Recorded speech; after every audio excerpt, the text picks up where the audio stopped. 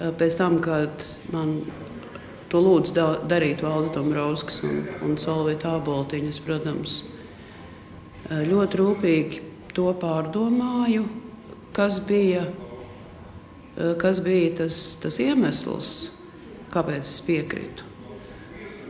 Tad galvenais iemesls, kāpēc es piekrītu iesaistīties šajā tik svarīgajā sacensībā, ir tas, ka mana pārliecība ir, ka cilvēks, kurš ir balsojis pret latviešu valodu, kas nozīmē vērsies pret Latvijas valsts pamatiem, nevar būt Latvijas valsts amatpersona.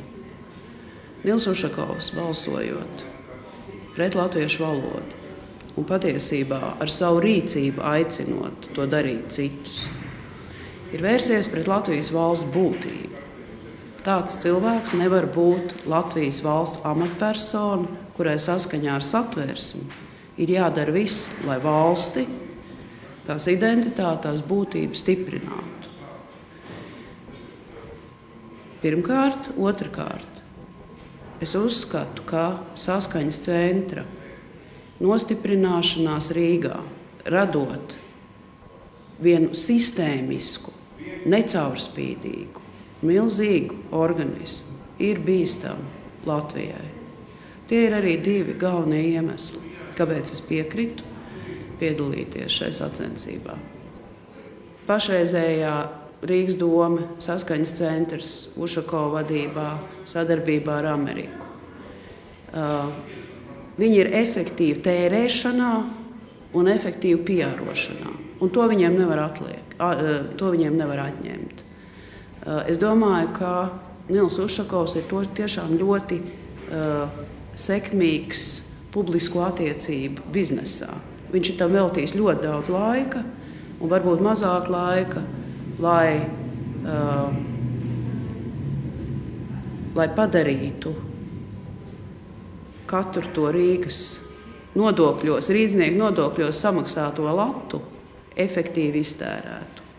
Tas ir viens. Otrs, es domāju, ka cilvēki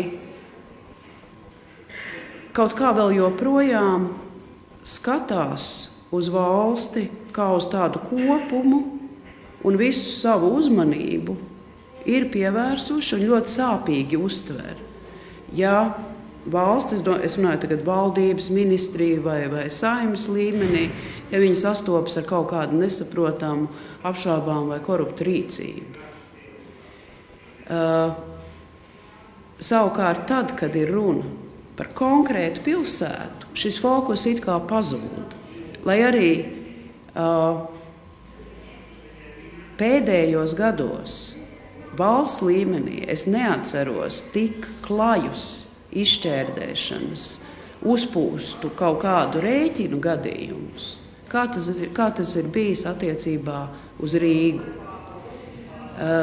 Man šķiet, ka cilvēki vēl nepietiekami novērtē, ka pilsētas ir jāuzrauga tikpat sirsnīgi un tikpat neatlaidīgi un reizēm kašķīgi, kā šī te centrālā vara.